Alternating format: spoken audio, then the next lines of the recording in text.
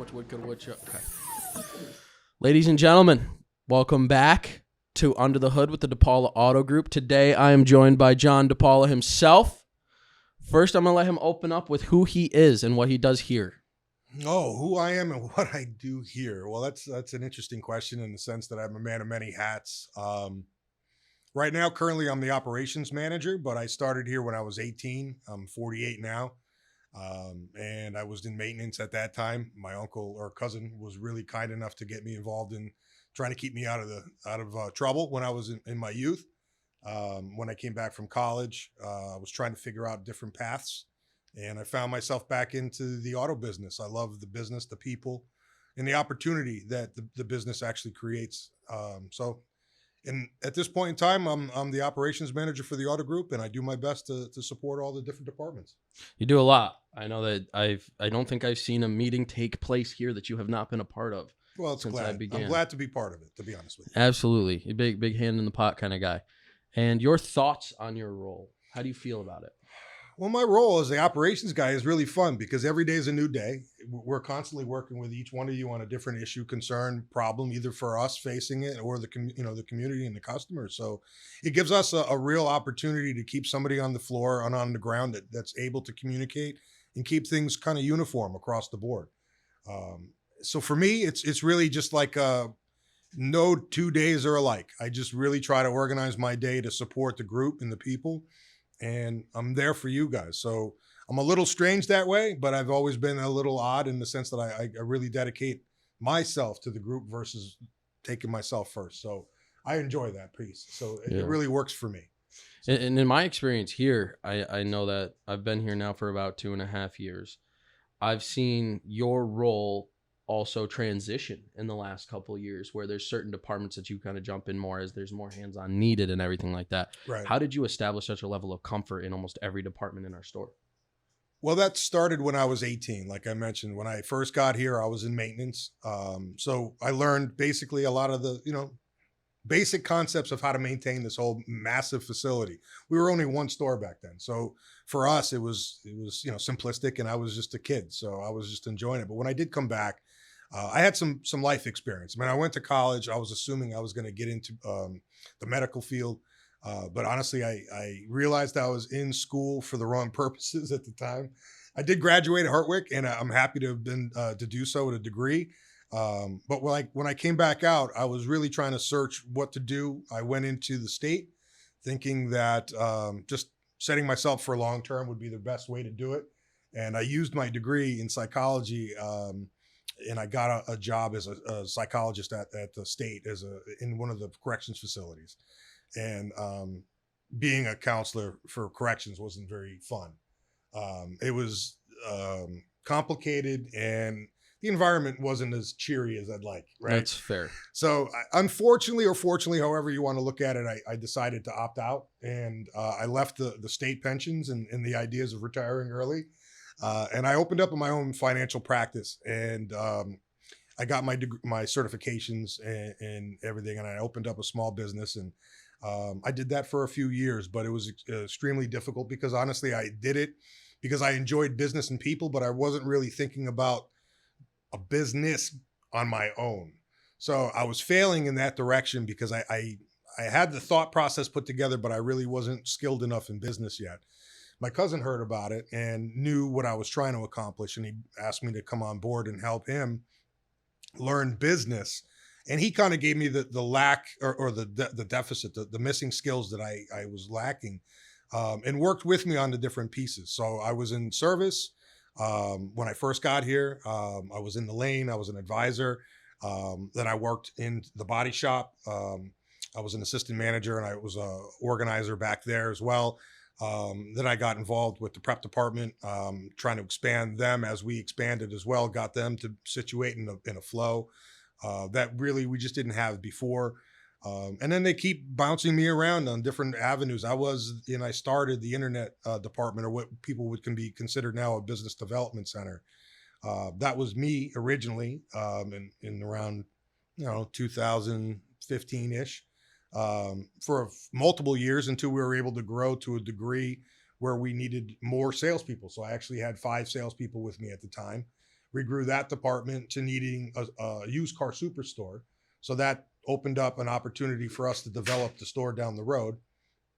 Once that happened, we were able to expand even further when we opened up Mazda and no, I'm sorry, Maserati and Alfa Romeo. So those stores developed over time as well, which we helped design and develop and oversee. Shortly after they closed, but then we acquired Ford and Mazda. So there's always been these changes that I've been sort of interjecting and been put into. So even the social team, we developed a social team here because we understand how important it is to be able to directly communicate with our customers, because it doesn't end at the point of sale for us. We always say our tagline is "Come join the family," and we mean that. And it sounds cheesy, but honestly, we treat everybody here like family because we feel it doesn't end here. This is a service. We're not here for profit or for business. We are because we're a business, but we're not here to do that. We're not here to hurt the people. We're actually in our community to service them. That's time of sale. That's after sale. You name it, parts sales, accessories. We even opened up forgive me, I'm tired today, but we opened up a detail department for people just needing details and simple services. You name it, we could provide it. And that's because we have people on the ground listening to our consumers and what they need and being able to convey that to the people above and then develop those programs and systems in order to help. So I really enjoy that aspect of it. And that's why I feel so secure, because I've been in the process for so long and been given the opportunity to learn and develop. And I never turn a blind eye to opportunity when it comes to growing and learning. There's always something to learn. And, That's a huge one for me. And so again, you say it yourself, we're here to solve problems. We're not here to do anything else. And my job is literally the problem solver in a lot of ways. So I don't always have the answer, and that frustrates me because I always feel like I should. I feel we have the best team around. So when somebody comes up to us and they have a problem, part of me gets, offended because I'm like, I thought we were the best, but we never are. We always have to develop and we always have to grow. We always have to have some humility and that chip off your shoulder because we're here for a reason. And that's why we do that. So not to sound sappy, but come join the family for a reason. Employment wise, as a consumer, you name it, we're here to help. So, and the opportunity in this building, I talk about it. I try to talk about it all the time because I'm a hustler. I've always been like a go. Right. What's the next thing? What's the next opportunity to go maximize on? And this place becoming a huge part of what I consider my family has never held me back from opportunity. Sure. I've been able to continue to grow and show that I have different skills that I can offer this whole building. And I love that. Yeah. Well, just like anything else, this community, this environment, this business is constantly in change. People want to talk about AI every day on a local side and how that could interfere or leverage things at the stores. But again, that's just the simplicity of one dynamic of the 1,000 things that, a business like this has to deal with. We have to deal with the economic and social things just as much as we do our own internal policies and politics as well. So it's its own environment and its own world in a lot of ways. And we're lucky enough to have multiple stores. And we're lucky enough to have an owner that's able to allow us to communicate and be transparent with all of our stores. And those policies and those feelings are represented in each one. So I would hope that if you didn't show up at a Chevy store for us, or you didn't go to our Ford or Mazda, but if even when you did, you'd feel the same way. I would really, truly hope that we're here to help you, regardless of that location. That's something that's important to us. It really is. I don't want to become corporate in any way, but I want that uniformity and that transparency. I want the ability for people to have that feel, that comfort when they come here. Because again, when you buy the vehicle, you're still excited. After that point, unfortunately, now you're maintaining that vehicle, that piece of property that you own. And as awesome as it is, it's still something you have to deal with. So we have to be sympathetic and we have to understand that that's part of life. And on our service side, that's why we excel. We're extremely busy because we are constantly trying to remind our consumers, even from the point of after our new owners clinic, for instance, right? Yeah.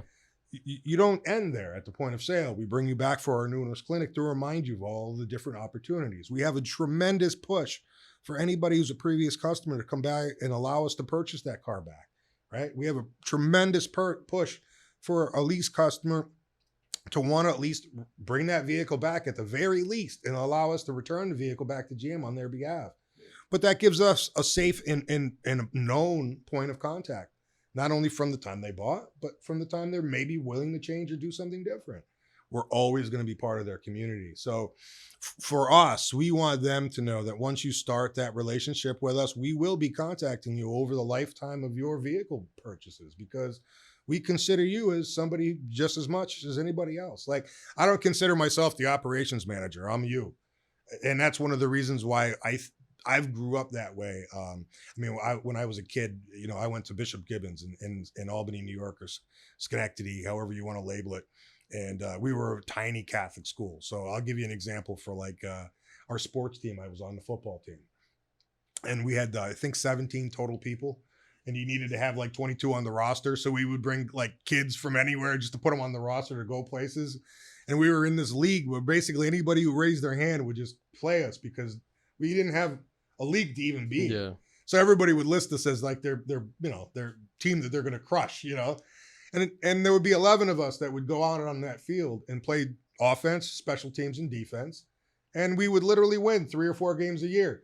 And when we did, we felt like we were on top of the world because we literally just beat an entire team of and there's 11 of us, but that's the mentality I take here.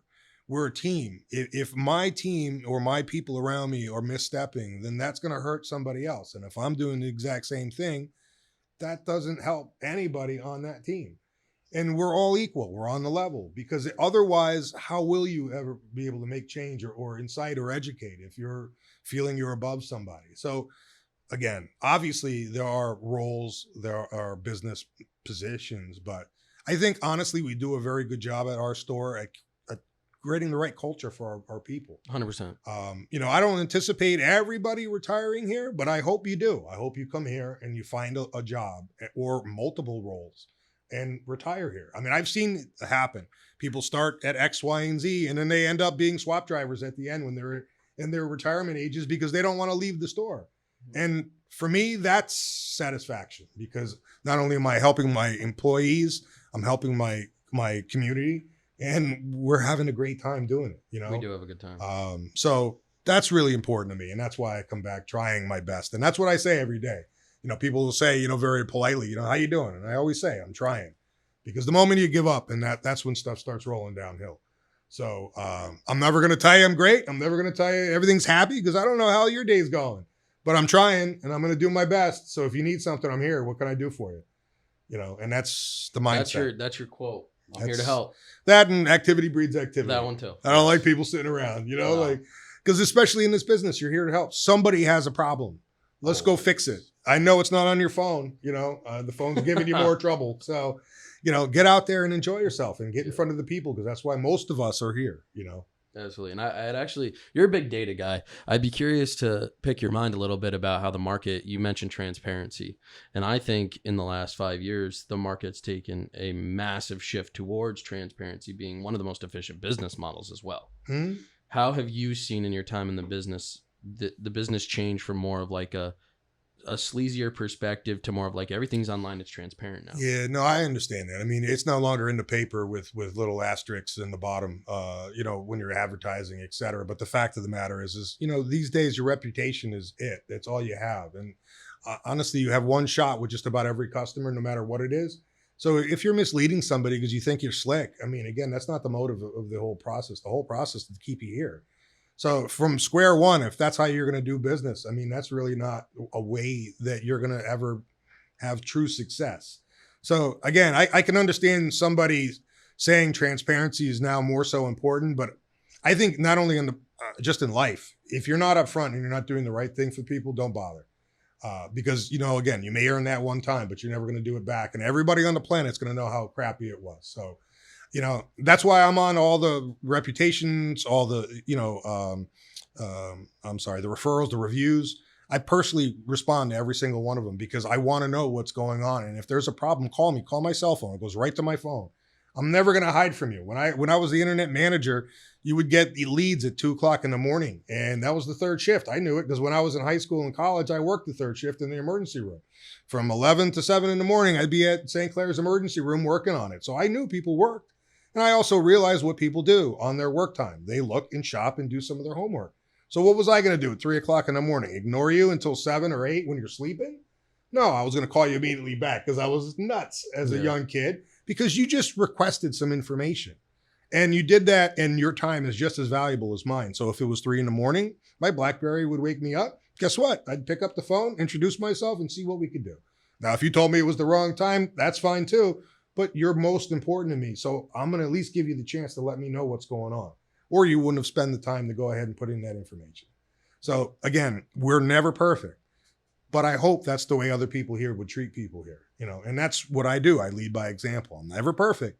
And I always tell people that. You can hold me accountable just as much as anybody else. But no, everybody's looking at everybody else to make sure that we're on par because 100%. we're on the level. Well, an effort is, you can never strive for perfection in your craft. No. There's always going to be mistakes, but you can always give a perfect effort. Yeah, you could try. Yeah. And that's what you have to do. You have to try. You have to wake up, especially, again, like you said, in this business. One, yes, like customer satisfaction and problems to solve always. And it's a competitive market. Mm-hmm. And no one is in this business because they don't like the hustle. Well, they like people and they like solving their problems. And that becomes a strategic game, unfortunately, because of the consumer thinks we're against them. And I understand that they have to protect their right and what they need to do because they have a motive. But we're also very transparent. Like right on the website, we have payment calculators. We have Shop Click Drive, which will basically construct your own deal. And Chevrolet themselves is called it's a DRP Direct Retail platform where they're going to allow you eventually to go and do that. So again, we're very willing to listen to what the customer wants to do. You just have to let your guard down enough to let us know the facts and the truth so that we could just help. Yeah. Again, you want to protect yourself and people, because of that negativity and the other, like you said before, past sleaziness, always have their guard up. Mm-hmm. But I hope that when they come here that they understand that, again, if I want to earn your business more than once, it would be really silly for me to really wreck it the first time around. 100%. So that's all I could And I tell the guys all the time, it's like, yes, we're solving a problem, but you have to remind the customer and yourself that ultimately you're on the same team. Their goal is to purchase a new vehicle. Well, not only that, but you as a sales associate also have to remind yourselves that you're an independent contractor and your job is to run a book of business, meaning those people that you sell to are now part of your book of referral business, helping yourself out, making sure that their families and other people are fine. You want to always be their point of contact in the community when they have a problem, just like they have a dentist, just like they have a doctor. When I have an issue, I want to call you. I don't want to have to go through my Rolodex and figure out how am I going to solve this? I'm going to trust somebody that I know and I love and I want to go and work with. And that's who I call. But you have to earn that right too by doing the due diligence, making that connection with your consumer and staying with them and not forgetting it because that's on you. That shows your work ethic and how much you care about that community. So it's a two-way street and just everybody wants to play their game that way, but you have to, just like anybody else, earn your business. Yeah. And you've been growing into your role as well as maintaining your role in this store for a very long time. What advice would you give to other people who are entering or considering or getting your role in another store? Don't sleep much.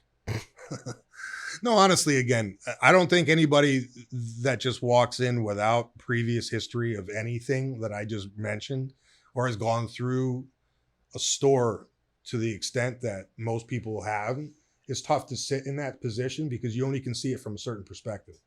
One of the only reasons why I think I do succeed so well is because I'm able to put myself in a different chair and then look at it at that perspective and then take that perspective and then bring it back to the discussion. So, whereas again, if you were only in that role, you're going to look at it as this is all I know. And this is my degree. I'm very conscious of the fact that I don't know what I don't know, but at the same time, what I'm aware of and I can contribute to, I will. And so I stay in my lane when I can't, and I learn when I can't. So you just have to be a very well-rounded person to do that. And at the same time, you have to listen, because you're going to understand a lot. And it's not always good to talk about just because you understand it. Somebody else sometimes has to figure it out on their own. So there's a little bit of allowing them or that person to learn without micromanaging. And that's difficult. So there's a lot of balance to that role, because you really want everybody around you to succeed, but you can't be a dictator in any way, shape, or form. But you can't allow failure either. So yeah, you have to walk a slippery slope to make sure people are focused and understand where you're coming from. Yeah. And that's tough because not everybody has the same mindset. So it is what it is. And it's funny because in sales, right? Because I don't have experience in other departments, but I have experience in sales, and there's multiple mistakes that you can make throughout the sale of a car, the whole process. And I tell all the guys, I think I've made every single one of them. Well, you're done, because you're going to make more and more, because anything could be considered one. And that's the delicacy of having negotiations or discussions. And I think that's the difference between a negotiation or a discussion or really creating a relationship. Because if you can show that customer who you are and what's going on and explain to them your actual knowledge base and that you are here for them, that's the difference.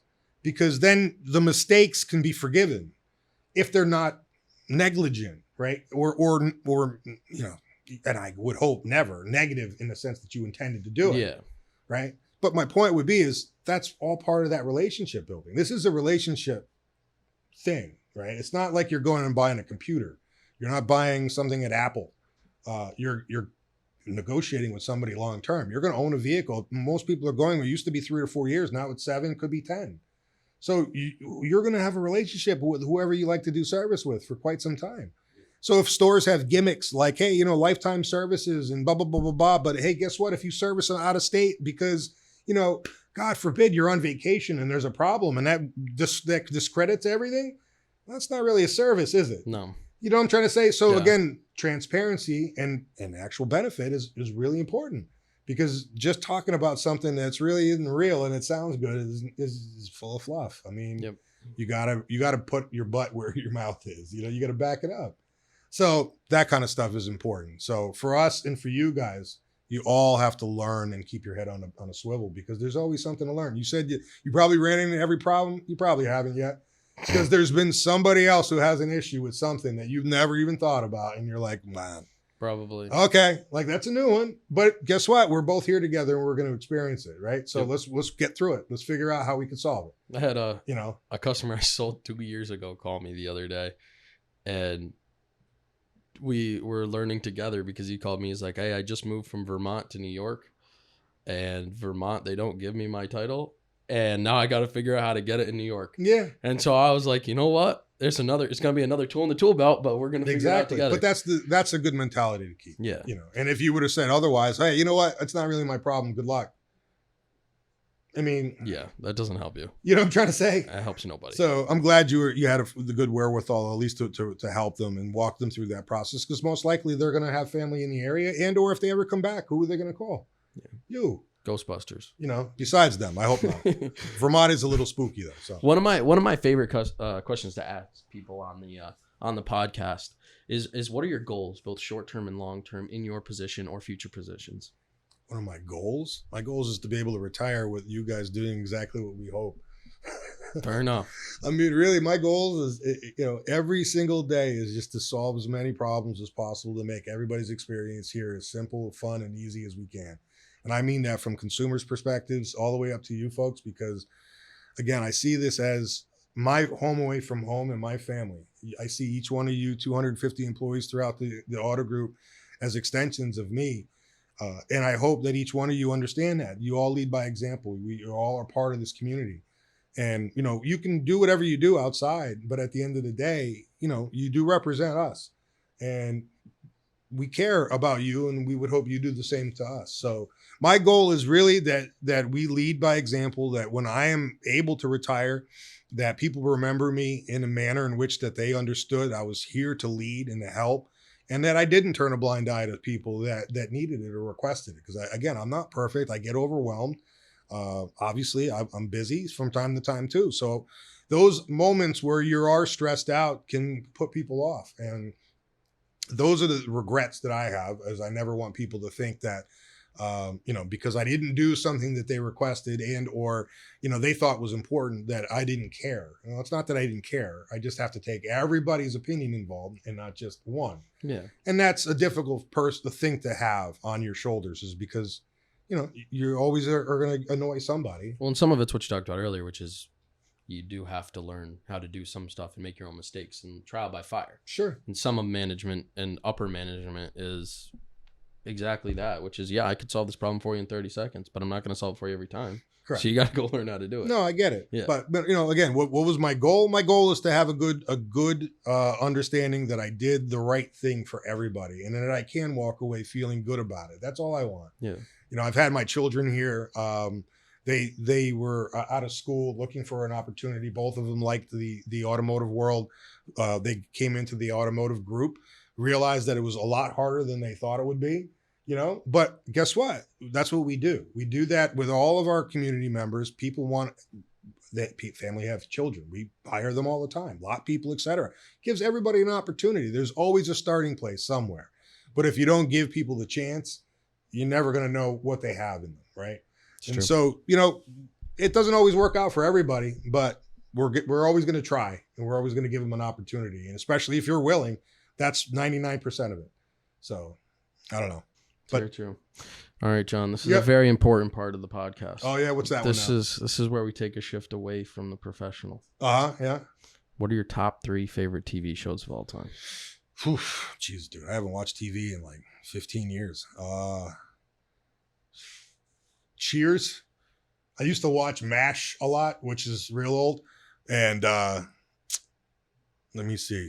I guess I'll have to go with the old tried and true Seinfeld, because that was on for so long, and that was part of my growing up, I guess. So those are the 3. But I really don't watch a lot of TV personally. I'm more of an outdoors person.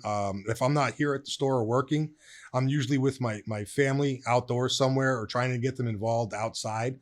I'm a true believer that technology is a godsend, but it's also a curse to a certain extent. It allows us to do so much, but it takes you away from the personal aspect of life. So TV is not much for me. So it's a good question.